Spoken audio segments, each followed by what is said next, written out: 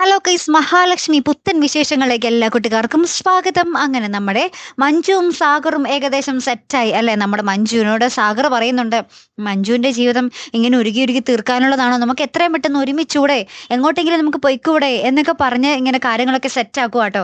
അതിനുശേഷം ഒരു ബൈക്കിന് എങ്ങോട്ടൊക്കെയോ പോകുമ്പോൾ നമ്മുടെ മേഘനാഥൻ അത് കാണുന്നുണ്ട്. മേഘനാഥൻ ഇത് കണ്ടപ്പോൾ തന്നെ അതേ സാഗറിന് മനസ്സിലായിട്ടില്ല കേട്ടോ, നമ്മുടെ മഞ്ജുവിനെ മനസ്സിലായി. അപ്പൊ തന്നെ മേഘനാഥൻ, ഇവളുടെ ആർക്കൊപ്പം ഈ പോകുന്നേ, ദൈവം ഇവൾക്കിനി വേറെങ്ങാനും സ്നേഹമുണ്ടോ എന്നൊക്കെ പറഞ്ഞിങ്ങനെ നിൽക്കുവാണേ.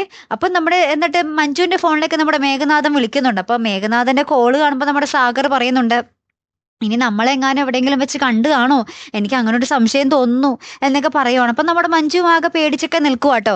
ശേഷം നമ്മുടെ മേഘനാഥൻ ഇങ്ങനെ ആകപ്പാടെ ആലോചിച്ച് ഇതിനെ പറ്റി ആലോചിച്ച് ഇങ്ങനെ ഭയങ്കര ഭ്രാന്ത് പിടിച്ച് നിൽക്കുന്ന ഒരു നിമിഷങ്ങൾ തന്നെയാട്ടോ കൂട്ടുകാരൻ നമുക്ക് കാണുവാൻ സാധിക്കുന്നത്. അപ്പൊ ഇനി എന്തൊക്കെയായിരിക്കും സംഭവിക്കാൻ പോകുന്നത് അല്ലേ.